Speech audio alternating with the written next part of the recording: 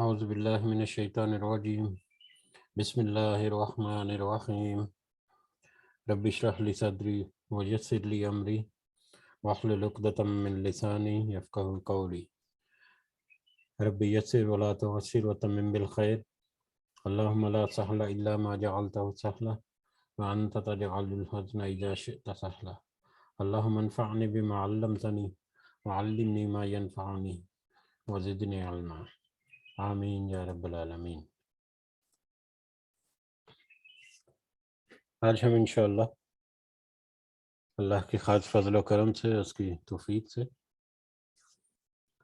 سورۃ توبہ کی آیت نمبر 46 نمبر آیت سے آنورڈ دیکھیں گے انشاءاللہ۔ اللہ تعالیٰ کا لاکھ لاکھ شکر کہ اس نے ہمیں یہ مہلت دی اور ہمارے دلوں کو اس قابل بنایا کہ ہم کچھ کوشش کریں اس کے کلام کو سمجھنے کی۔ اللہ تعالیٰ سے دعا ہے کہ اس میں ہمیں استقامت نصیب فرمائے اور اس کا فائدہ ہمیں اس دنیا میں بھی اور آخرت میں بھی کامیاب لوگوں کی شکل میں عطا فرمائے، آمین یا رب العالمین۔ تو کل ہم نے جو کچھ آیات پڑھی تھیں، آیت نمبر 45 تک ہم نے کل دیکھا تھا۔ تو کل ہم نے دیکھا کہ باقاعدہ طور پر جو کچھ لوگوں کی قسمیں، جو گروہ کل ذکر کیا تھا، چار پانچ قسم کے لوگ جو ہیں وہ وہاں پر تھے۔ کچھ پکے مومن تھے، اسی وقت اللہ تعالیٰ کا اور اس کے رسول صلی اللہ علیہ وسلم کا حکم بجانے رہنے والے۔ کچھ کمزور عقیدہ تھے، کچھ واقعی کچھ معذوری کی وجہ سے اس جہاد میں شامل نہیں ہونا چاہتے تھے، اور کچھ نفاق رکھنے والے منافق لوگ تھے۔ تو ان میں سے منافقین کے بارے میں، منافقین کا کردار اور ان کی جو دلوں میں چھپی ہوئی جو باتیں تھیں، جو وہ ظاہر نہیں کرتے تھے، ظاہر تو وہ مسلمانوں کے ساتھ تھے، اس کے کچھ معاملات جو ہیں اللہ تعالیٰ نے کھول کھول کر بیان کیے، اور پھر ترغیب بھی دی ان منافقوں کو بھی، اور اس کے علاوہ باقی سب کو بھی، کہ جہاد جو ہے اس میں حصہ ڈالنا یہ سب کے لیے ضروری ہے۔ تو منافقین کا ہی موسٹلی کل جو ہے وہ تذکرہ ہوا کہ کس طرح سے منافقین کا کردار تھا، اور ان کو کیا ہدایات ملی کہ تمہیں کیا ہو گیا ہے کہ تم اللہ کے راستے میں کوچ کرنے سے کترا رہے ہو، جبکہ تم دنیا کی زندگی کو آخرت کی زندگی کے مقابلے میں فوقیت دے رہے ہو، جو کہ سراسر ایک گھاٹے کا سودا ہے۔ اگر تم نبی کریم صلی اللہ علیہ وسلم کی مدد نہ بھی کرو، ان کے ساتھ جہاد پر نہ بھی تو چلو، تو اللہ تعالیٰ نے تو ان کی مدد کی ہے ہمیشہ۔ اور یہاں پر غار کا ذکر ہوا جب ہجرت مدینہ کے لیے نکلے، اور حضرت ابوبکر کے ساتھ تھے رضی اللہ تعالیٰ عنہ۔ تو غار میں حضرت ابوبکر صدیق اور وہ دونوں اکیلے تھے، اور دشمن جو ہے وہ سر کے اوپر کھڑا تھا۔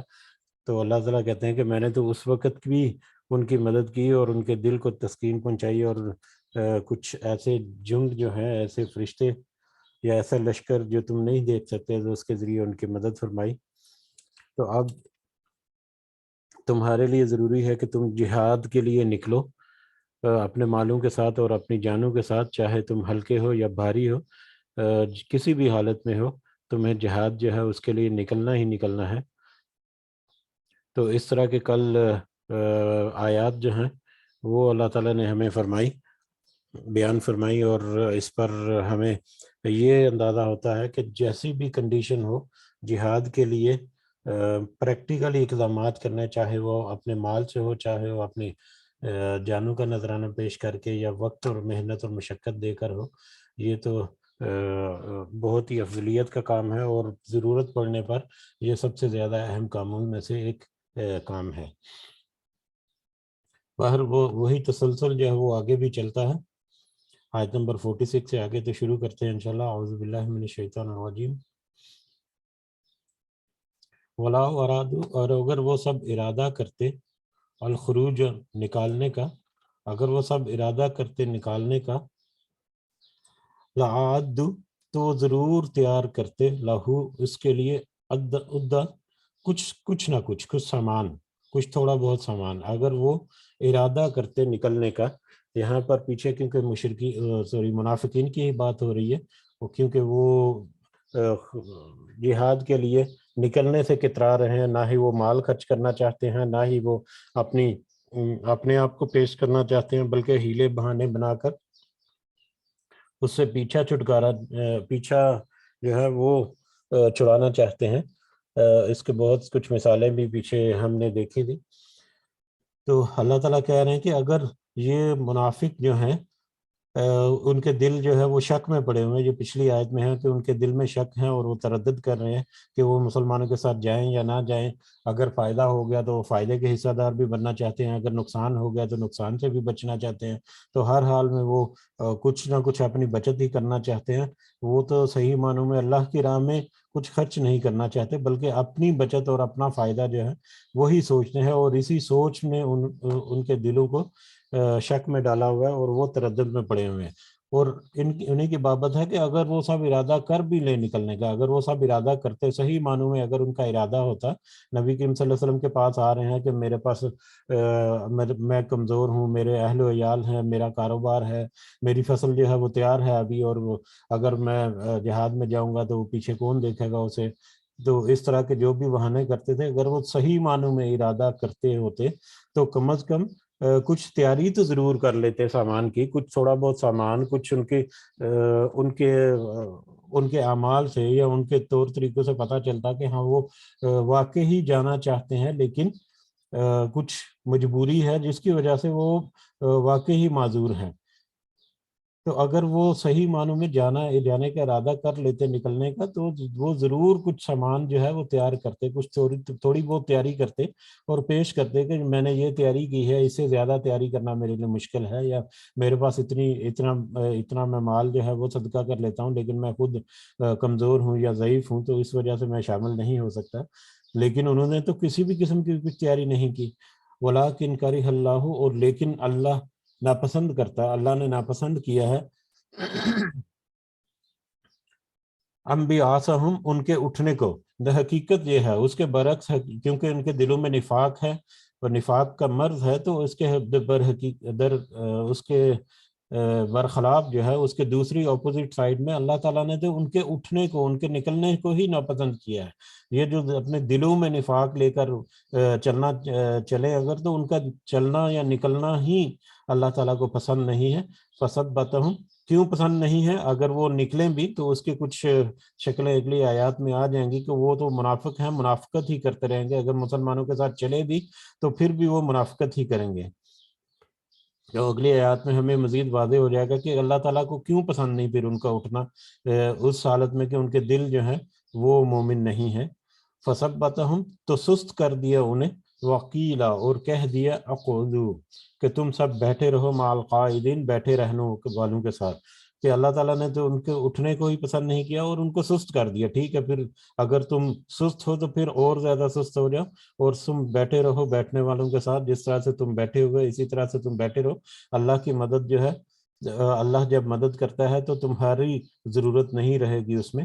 تو یقیناً یہ ان کے لیے تھا، منافقوں کے لیے، کہ اگر وہ چلیں تو کچھ فائدہ بھی نہیں ہونے والا، تو اللہ تعالیٰ نے یہی پسند کیا کہ وہ بیٹھے ہی رہیں، اور اس معاملے میں ان کو اور زیادہ سست کر دیا۔ لو خرجو، اگر وہ سب نکلتے، فیکم، تم میں شامل ہو کر، تم میں، اگر تم میں شامل ہو کر وہ نکلتے بھی، ماں، تو نہ زادوکم، وہ زیادہ کرتے تمہارے لیے، الا خبالا، مگر خرابی ہی۔ اگر وہ تمہارے ساتھ نکلتے بھی شامل ہو کر تو تمہارے ساتھ خرابی کے علاوہ اور کچھ تمہارا فائدہ نہ کرتے، تمہارا فائدہ تو نہ کرتے، البتہ خرابی ضرور تم میں پیدا کرتے۔ نفاق، منافق کی بہت ساری نشانیاں ہیں، یا منافق کی بہت ساری خصلتیں ہیں جس کا ہمیں پتہ ہے۔ وہ ان میں ایک خصلت جو ہے وہ لگائی بجائی کرنا، چگلی کرنا، ایک دوسرے کے خلاف کرنا، مطلب ٹانگیں اڑانا یا روڑے اڑانا راستے میں، اور معلومات جو ہیں وہ اچکنا، اور اس طرح کے جتنے معاملات ہیں وہ سب منافقین کے ہی ہوتے ہیں۔ تو منافقین جو ہیں اگر وہ تم نے شامل ہو کر نکل بھی آتے تو خرابی، تم ان کا فائدہ نہ کرتے کچھ، بلکہ وہ خرابی ہی پیدا کرتے، بلکہ وہ فتنہ انگیزی ہی کرتے۔ ولا اوزعوا، اور وہ ضرور بھاگ دوڑ کرتے، وَأَوْزَعُوا دوڑ بھاگ دوڑ کرتے، دوڑ دھوپ کرتے، خلالکم تمہارے درمیان، یبغونکم وہ سب چاہتے ہیں تم میں فتنہ، جبکہ وہ تو تم سب میں فتنہ چاہتے ہیں۔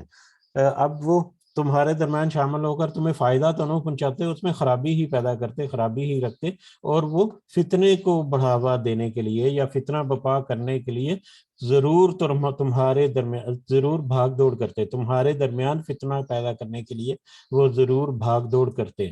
یعنی ولا اوزاؤ تیز بھاگنے والے، تیز بھاگنے والی سواری جو ہے اس کے لیے بھی غالباً استعمال ہوتا ہے یہ، تو وہ سب تیز بہت تیزی سے صورت اقدامات کرتے، تیز اقدامات کرے، جلدی سے بس تمہارے درمیان فتنہ ہی پیدا کرنے کی کوشش کرتے۔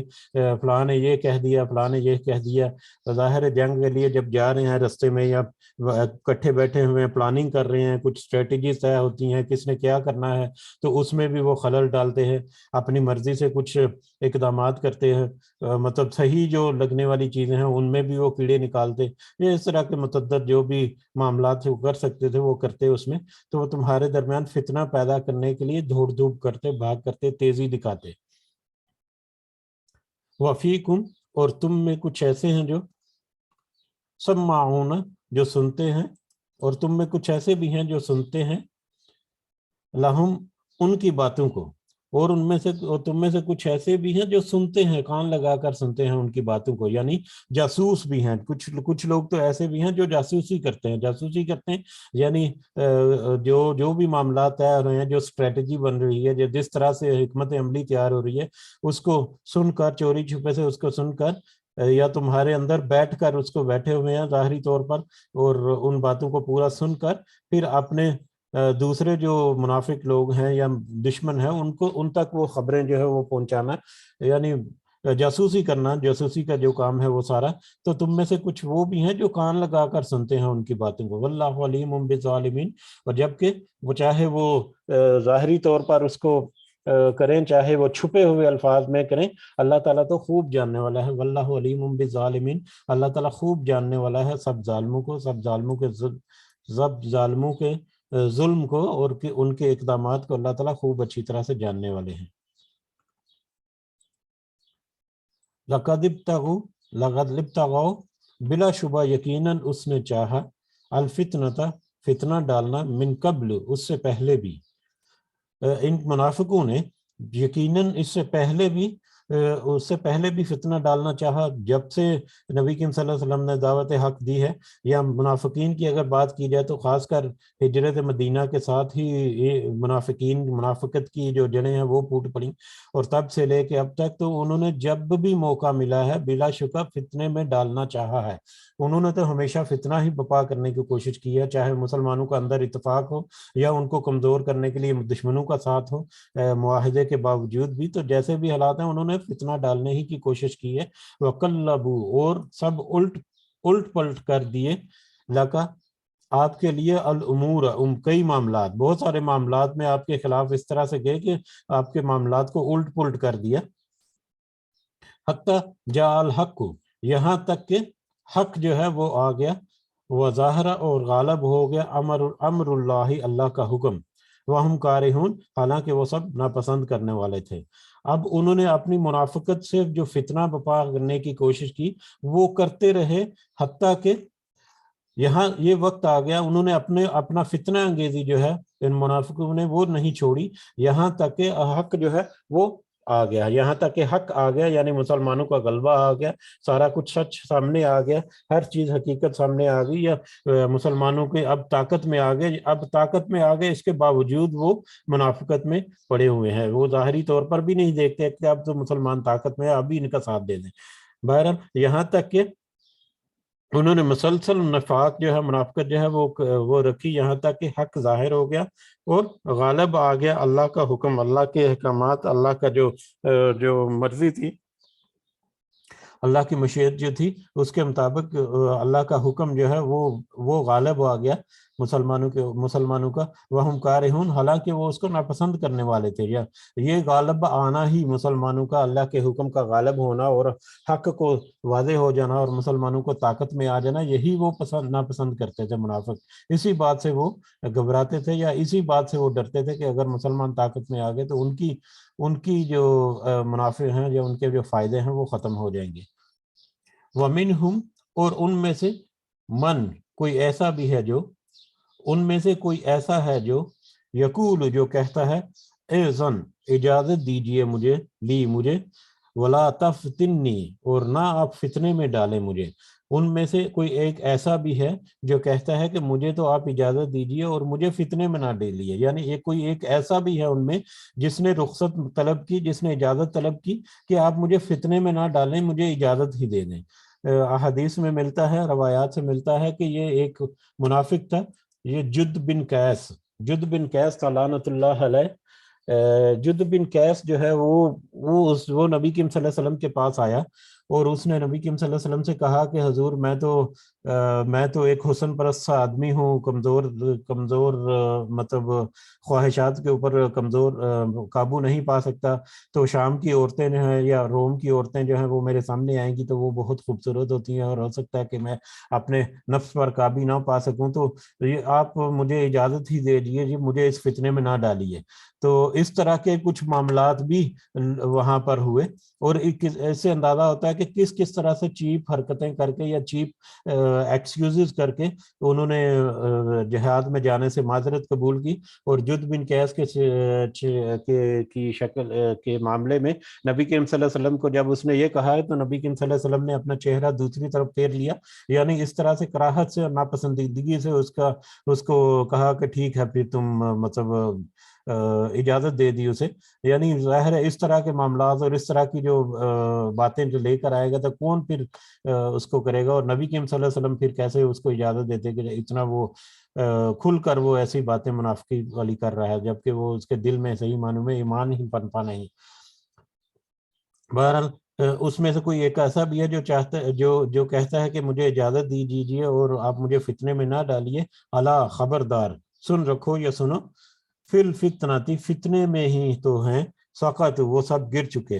کہہ دیجئے، سن لو، کان کھول کر سن لو کہ یہ سب جو ایسے بھیلے بہانے کر رہے ہیں در حقیقت وہ خود ہی فتنے میں پہلے ہی گر چکے ہیں. یہ فتنہ ہی ہے جس کی وجہ سے وہ اس طرح کے ہیلے بہانے کر رہے ہیں. وَإِنَّ جَهَنَّمَ، اور بے شک جہنم، لَمُحِيطَةٌ بِالْكَافِرِينَ، یقیناً گھیرنے والی ہے سب کافروں کو. اور یقیناً اس طرح سے انکار کرنے والے، اس طرح سے پیچھے ہٹنے والے اور اس طرح سے کفر کرنے والے جو لوگ ہیں ان کو یقیناً جہنم جو ہے وہ گھیرنے والی ہے عنقریب. ان تصب کا حسنہ، اگر پہنچتی ہے آپ کو کوئی بھلائی، اگر آپ کو کوئی بھلائی پہنچتی ہے، کوئی فائدہ پہنچتا ہے، تسؤہم، تو وہ بری لگتی ہے انہیں. آپ کو اگر کوئی بھلائی پہنچتی ہے، کوئی فائدہ پہنچتا ہے، جو کوئی کامیابی پہنچتی ہے تو وہ تو ان کو بری لگتی ہے. وَإِن تُصِبْكَ، اور اگر پہنچتی آپ کو کوئی مصیبت، کوئی آزمائش یا کوئی مطلب سختی پہنچتی ہے آپ کو، تو یقول، تو وہ سب کہتے ہیں قد اخذنا، یقیناً ہم نے احتیاط پکڑ لی تھی، امرنا، اپنے معاملے میں، یقیناً ہم نے تو اپنے معاملے میں احتیاط پکڑ لی تھی، من قبل، اس سے پہلے ہی یقیناً ہم نے اپنے معاملے میں احتیاط پکڑ لی تھی. وَيَتَوَلَّى، اور وہ سب پھرتے ہیں، وَهُمْ فَرِحُونَ، اس حال میں کہ وہ سب خوش ہوتے ہیں. یہ منافقین کا ایک جو ان کا جو وتیرہ ہے، اس کا پہلے بھی بہت سارا دفعہ تذکرہ ہوا، اور خاص کر غزوہ احد جو معاملہ ہوا تھا اس کے بعد اس کو تفصیل سے قرآن مجید میں بھی کچھ آیات آئی تھی جس کا ہم نے تذکرہ کیا تھا کہ منافقین جو ہے وہ تو پہل تو سامنے نہیں آتے. پہل تو وہ ان کے دل ہی جب مطلب الجھے ہوئے ہیں اور شک میں پڑے ہوئے ہیں تو وہ کبھی کہتے ہیں کہ شامل ہو جائیں، فائدہ ہو گیا تو ہمارا بھی فائدہ ہو جائے گا، کبھی کہتے ہیں کہ نقصان ہو گیا تو ہمارا بھی نقصان ہوگا. تو وہ پھر جب پیچھے رہتے ہیں یا بیٹھے رہتے ہیں، باہر ہوتے ہیں، تو پھر یہ بھی دیکھتے ہیں کہ جب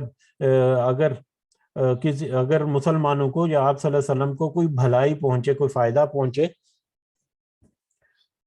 تو وہ بھی ان کو بری لگتی ہے. کوئی کامیابی مل گئی, ان کو فتح نصیب ہو گئی, مال غنیمت مل گیا, تو وہ بھی ان کو بری لگتی ہے. وہ بھی کیونکہ اس میں تو وہ حصہ ڈالنا ہی نہیں چاہتے. ان کا تو دل صرف فائدہ لینے کے لیے ہے, اور فائدہ لینے کے لیے تو وہ اپنے آپ کو پیش کرنے کے لیے تیار نہیں, نہ ہی اپنے مالوں کو خرچ کرنے کے لیے تیار ہیں.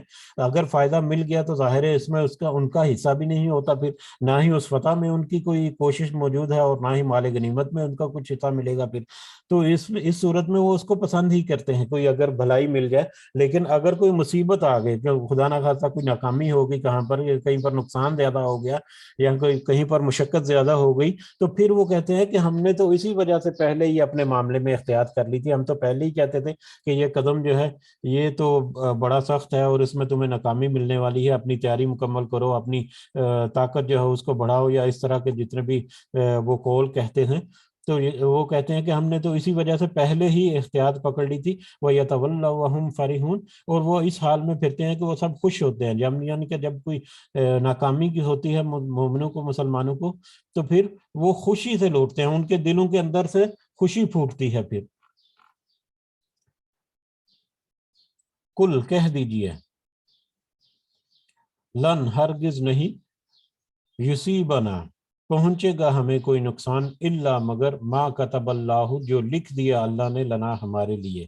آپ ان کے اوپر واضح کر دیجئے, ان کو کہہ دیجئے کہ ہمیں کوئی نقصان نہیں پہنچے گا ما سوائے اس کے جو اللہ نے ہمارے لیے لکھ دیا. اگر اللہ نے ہمارے لیے کوئی آزمائش لکھ دی, کوئی تکلیف لکھ دی, تو وہ تو آ کر ہی رہے گی. اور یقیناً اللہ تعالیٰ کی طرف سے اگر کوئی آزمائش یا تکلیف ہے تو وہ اس کے بھی بہت ساری حکمتیں ہیں. جیسے کہ ہم نے دیکھا غزوہ احد کے میٹر میں کس طرح سے مطلب مسلمانوں کو پوری ایک سوچ جو ہے اس کی ان کی ڈیولپ کرنے میں مدد ملی, کہ انہوں نے کیا غلطیاں کی, کیا ان کے پلس پوائنٹ ہے, کیا ان کے کمزوریاں ہیں, ان کمزوریوں کو کیسے اوور کم کرنا ہے. تو ان کو اگر کہیں پر نقصان بھی ہوا ہے تو اس کا فائدہ بھی ان کی مزید مضبوطی میں ہی ہوا ہے. اسی طرح جنگ موتا کے بارے میں بھی ہم نے پڑھا تھا ابھی, یہی سلسلہ جو شروع ہونے سے پہلے, کہ 3000 کا لشکر جو ہے مسلمانوں کو, مومنوں کا, وہ 1 لاکھ کی فوج سے جا ٹکرایا.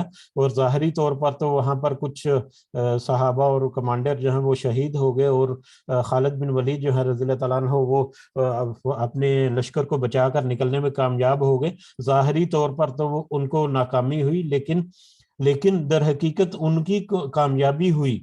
در حقیقت انہوں نے دستک دے دی یہ روم, سلطنت روم جو ہے ان کے دروازے پر جا کے, کہ دیکھ لو ہم 3000 جو ہے وہ 1 لاکھ کا مقابلہ اگر کر سکتے ہیں, تو اگر اس سے زیادہ ہو گئے تو تم سوچ لو کہ کہاں پر کھڑے ہو.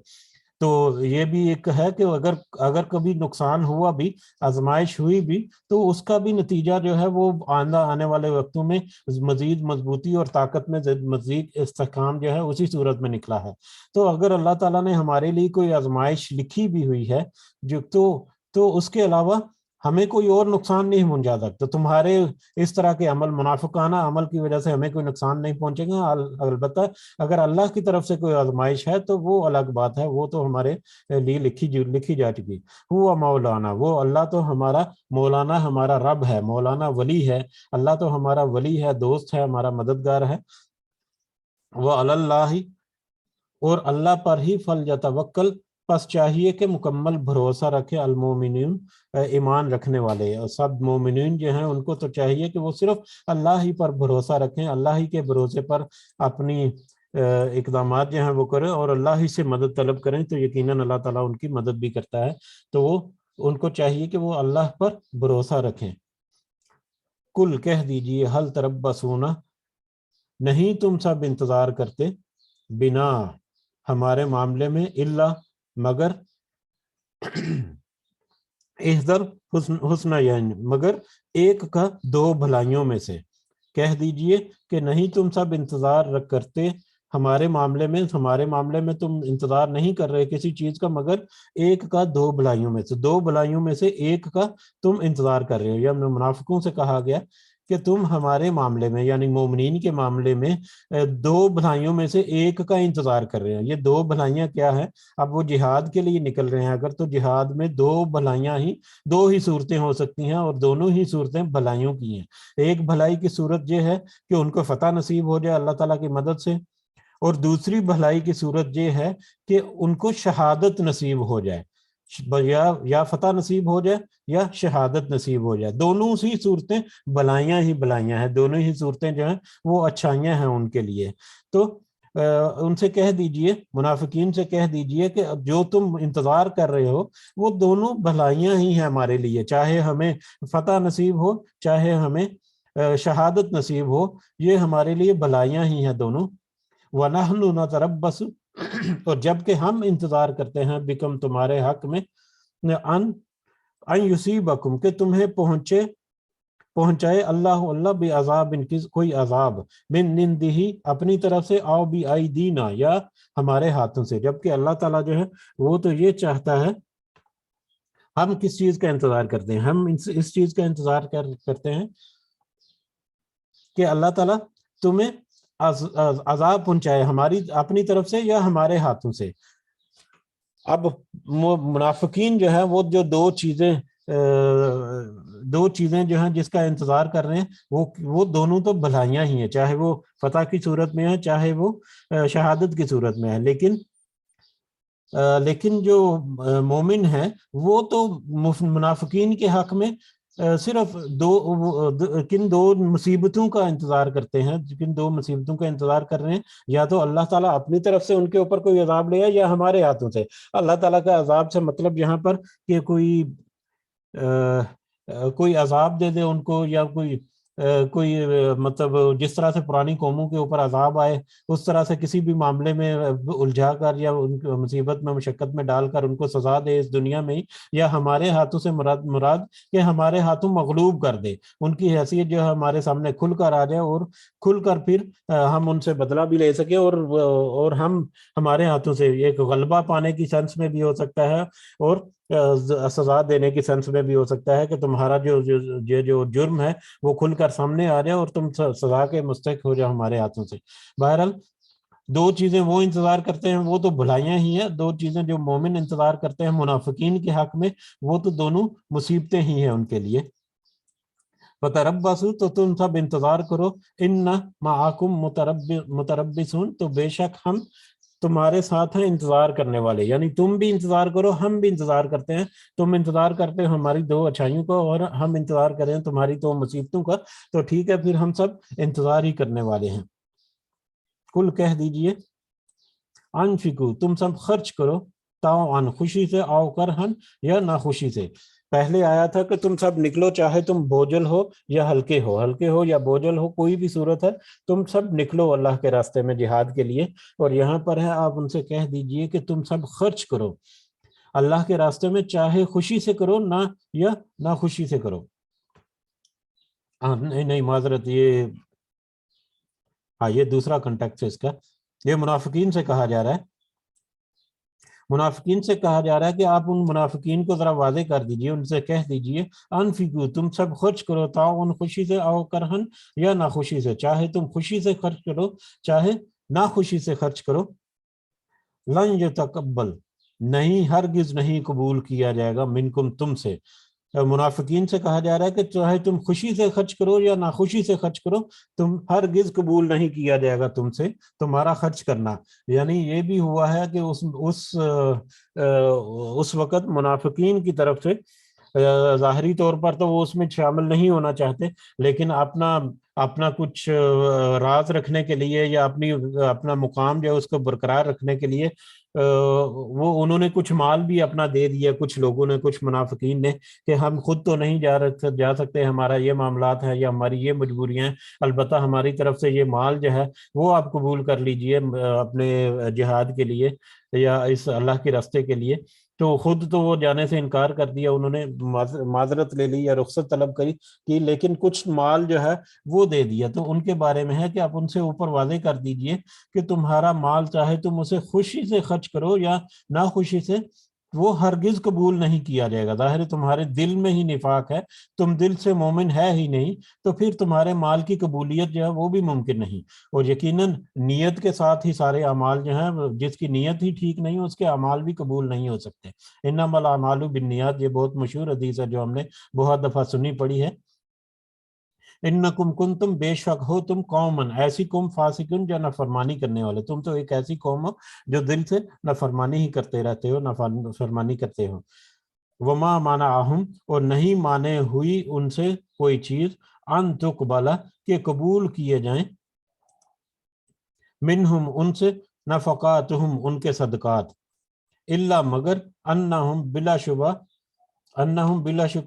वो, या उन काफरू, सब ने कुफर किया, बिला शुबा वो काफर हैं, या बिला शुबा उन सब ने कुफर किया, बिल्लाह अल्लाह के साथ, व भी रसूल ही, और उसके रसूल के साथ। कोई चीज माने नहीं इसके कि उसका कबूल किया जाए, मगर के इसलिए कि उन्होंने कुफर किया अल्लाह के साथ और उसके रसूल सल्लल्लाहु अलैहि वसल्लम के साथ। अब क्या क्या वजह हो सकती है कि उनका उनका जो सदका है या उनका जो माल उन्होंने अल्लाह के रास्ते में दिया है उसको कबूल किया जाए? क्यों कबूल करे अल्लाह ताला उनका माल? कोई चीज उनके माने नहीं, मगर इस वजह से कि उन्होंने कुफर किया अल्लाह के साथ और उसके रसूल के साथ। यानी उनका माल खर्च करना वो बेसूद है, बेसूद है, उसका कोई माना नहीं, उसके कोई अहमियत नहीं है। उसकी वजह क्या है? उसकी वजह यह है कि उन्होंने कुफर किया अल्लाह और उसके रसूल के साथ। वला अतूना, और नहीं वो सब आते अस्सलाता नमाज की तरफ, इल्ला मगर, वहम कुसाला, अगर मगर वो सुस्त होते हैं। नहीं वो आते नमाज की तरफ मगर सुस्ती के साथ, यानी वो जब वो नमाज की तरफ आते हैं तो नमाज में भी वो सुस्ती ही करते हैं। वला युनफिकूना, और नहीं वो खर्च करते, इल्ला वहम कारिहुन, यह इस हाल में कि वो सब नाखुश हैं। यानी ये वो अल्लाह और उसके रसूल का कुफर करते हैं और नमाज की तरफ आते हैं, अगर ज़ाहरी तौर पर नमाज पढ़ने के लिए आते हैं तो वो सुस्ती दिखाते हैं उसमें, और अगर वो अल्लाह के रास्ते में खर्च करते हैं तो वो भी नाखुशी से ही करते हैं, दिल से खर्च नहीं करते। तो दिल में तो उनके ये मामलात हैं, तो ऐसे मामलात होने की शक्ल में तो उनका उनका माल जो है वो खर्च किया जाना वो कोई मानी नहीं लगता, उसकी कोई कबूलियत नहीं हो सकती। या क्यों कबूल हो ऐसी सूरत, उनका माल क्यों कर कबूल हो ऐसी सूरत में कि जो वो कुफर करते हैं अल्लाह का और उसके रसूल सल्लल्लाहु अलैहि वसल्लम का, और नमाज भी पढ़ते हैं तो वो सुस्ती के साथ पढ़ते हैं, और खर्च करते हैं तो वो भी नाखुशी के साथ ही करते हैं। तो इसमें हमें भी अपने लिए कुछ सबक हासिल जरूर करना चाहिए कि नमाज पढ़नी है सुस्ती के साथ, यानी नमाज में तो सुस्ती रखनी है और पूरे दिल लगाकर नहीं करना, और मजबूरी के साथ बस 5 नमाजें जो है वो पूरी करनी है, या इस तरह का खुदा ना खास्ता अगर कोई मामला है तो वो उस सूरत में भी हमारा कोई अमल कबूल नहीं होगा। और अगर अल्लाह के रास्ते में माल खर्च करना है, ज़कात वगैरह निकालनी है, तो ज़कात निकालने में भी अगर बोझल रखना है दिल को कि ये क्या मुसीबत है, ये मतलब देनी पड़ेगी, और फिर इस तरह से तो करना तो है, नमाज तो पढ़नी है, थोड़ी मेहनत करके उसमें मशक्कत करके उसको अहसन तरीके से पढ़ें। अगर कोई सदका खैरात करना है, ज़कात है, या जहाँ भी खर्च करना है वो खुले दिल से करें, अल्लाह ताला के मतलब कुर्ब हासिल करने के लिए करें, तो यकीनन वो सारे कबूल होने वाले हैं। वगरना इस आयत की रूह से तो वो कुछ भी कबूल नहीं होगा।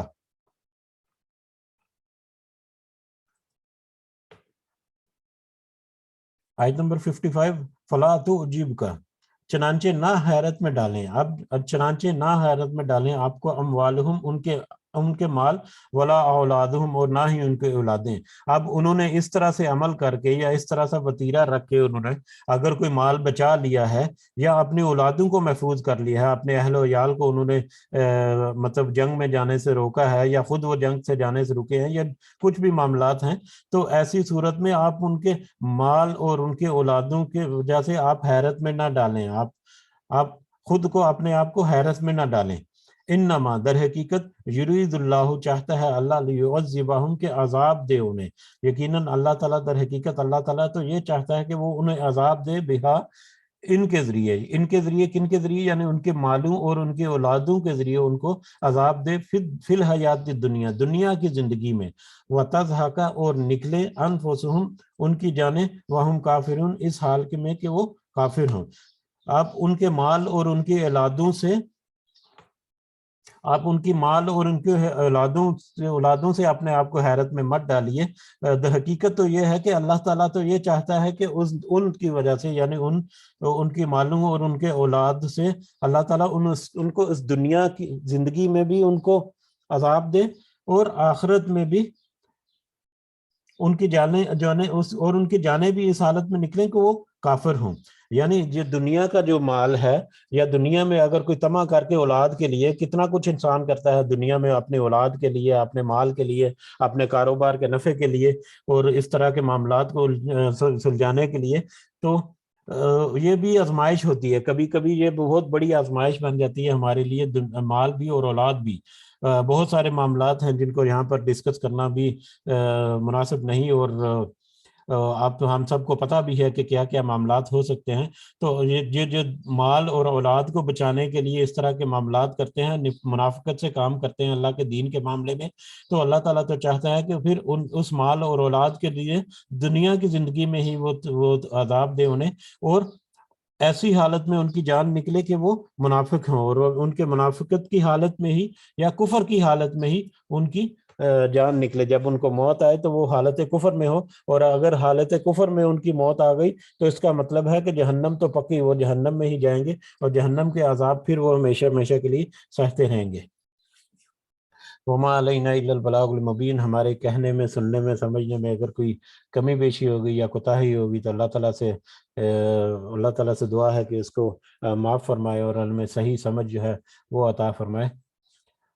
جی اگر کسی کو کوئی پوائنٹ ہے یا کوئی ایڈ کرنا ہے تو آپ ضرور کر سکتے ہیں انشاءاللہ. جی السلام علیکم ورحمۃ اللہ وبرکاتہ. وعلیکم السلام ورحمۃ اللہ وبرکاتہ. جی اشفاق صاحب جزاک اللہ خیر، آپ نے بہت تفصیل سے ماشاءاللہ بتایا.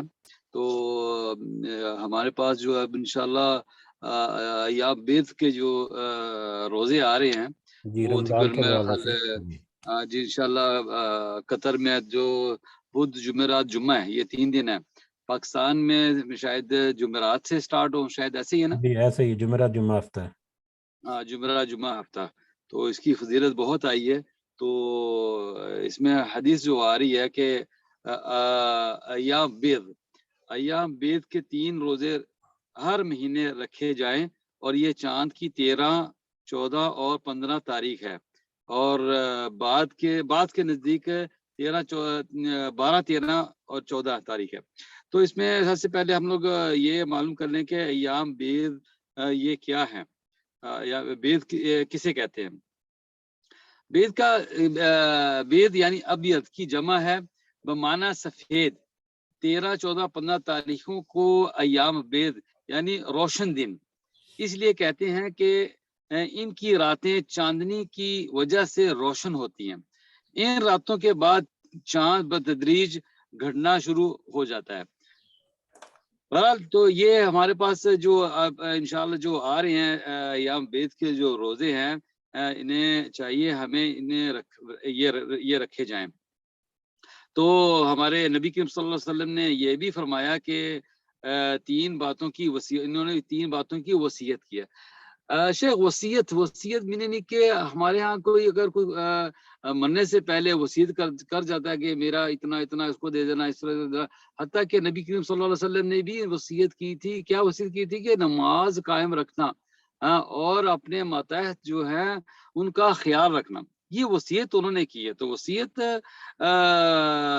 کوئی اگر کر جائے تو پیچھے اولاد ان کو کہتی ہے کہ میرے باپ نے تو یہ وصیت کی تھی، تو ہم لوگ اس پہ بہت لڑتے جھگڑتے ہیں، ٹھیک ہے نا. تو وہ ہمیں باتیں یاد آ جاتی ہیں. لیکن ہمارے نبی صلی اللہ علیہ وسلم نے جو وصیت کی ہے کہ انہوں نے یہ کہا کہ ہر مہینے 3 روزے رکھنے کی، ہر مہینے 3 روزے رکھنے کی وصیت کی ہے. اور کیا؟ چاشت کے 2 رکعت یا 4 رکعت پڑھنے کی، اور یہ کہ سونے سے قبل میں وتر ادا کر لیا کروں. تو یہ نبی صلی اللہ علیہ وسلم نے یہ وصیت کیا. اور وتر کے بارے میں ہے کہ افضل ہے کہ اگر آپ رات کو نہیں اٹھ سکتے تو اس کو پڑھ کے سوئیں. ہاں اگر آپ میں امیونٹی کے ہے طاقت ہے کہ آپ اسے آخر شب میں 2، 4 یا جتنے بھی آپ تہجد کے نفل پڑھ سکتے ہیں اس کے بعد میں اسے پڑھا جائے. تو یہ نبی کریم صلی اللہ علیہ وسلم کی جو وصیت ہے کہ مہینے میں 3 روزے رکھے جائیں، اور چاشت کے 2، 4 جتنے بھی ہو سکتے ہیں آپ سے اس کے پڑھے جائیں. اور وتر کے بارے میں تو ایک تو شعبان بھی ہے. شعبان میں بھی نبی کریم صلی اللہ علیہ وسلم کبھی اتنے روزے رکھتے تھے کہ کہتے تھے شاید انہوں نے اب چھوڑنے نہیں ہیں. کبھی ایسے تھے کہ رکھتے ہی نہیں تھے. تو یوں کر کے تو یہ رمضان شعبان کے جو روزے ہیں ان میں ان کی بہت فضیلت ہے. اب شعبان میں ہی یہ 3 روزے بھی آ رہے ہیں اور امید ہے کہ ہم سب انشاءاللہ اس پہ ان باتوں کو یاد رکھیں گے اور ان پہ عمل کریں گے انشاءاللہ باذن اللہ. تو میری یہی سب سے درخواست ہے کہ جو قطر میں جو ہیں یہ کیا بدھ جمعرات جمعہ رکھیں اور پاکستان میں جو ہیں وہ جمعرات جمعہ اور ہفتہ رکھیں. تو یہ نفلی روزے ہیں، ان کا بہت ہی ثواب ہے. اللہ سبحانہ تعالیٰ ہمیں اور سب کو توفیق عطا فرمائے یہ سنتوں کو ادا کرنے کے لیے انشاءاللہ. ٹھیک ہے انشاءاللہ. تو جزاک اللہ خیر، بارک اللہ فیکم انشاءاللہ. السلام علیکم ورحمۃ اللہ وبرکاتہ. جی وعلیکم السلام ورحمۃ اللہ وبرکاتہ. جزاک اللہ خیراً شفیق بھائی.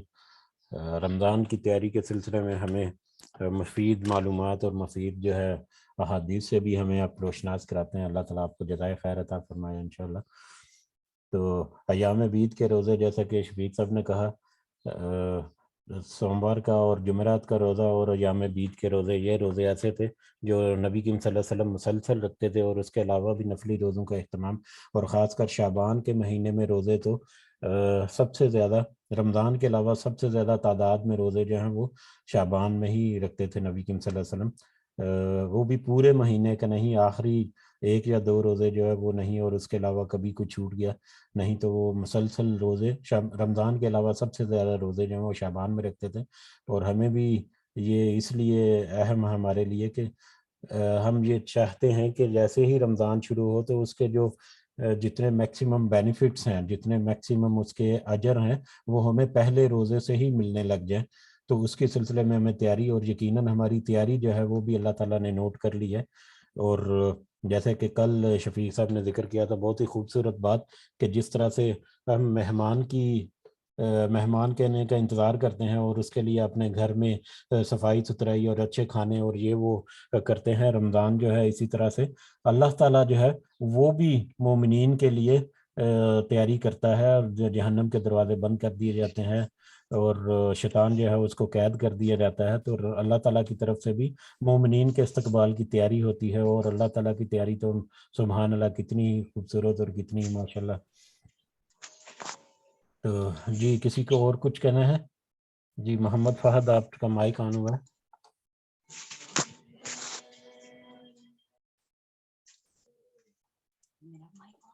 جی شاید غلطی سے ہوگا. جی جزاکم اللہ خیراً. اگر کسی کو کوئی اور پوائنٹ ہے تو ڈسکس کر لیتے ہیں، نہیں تو پھر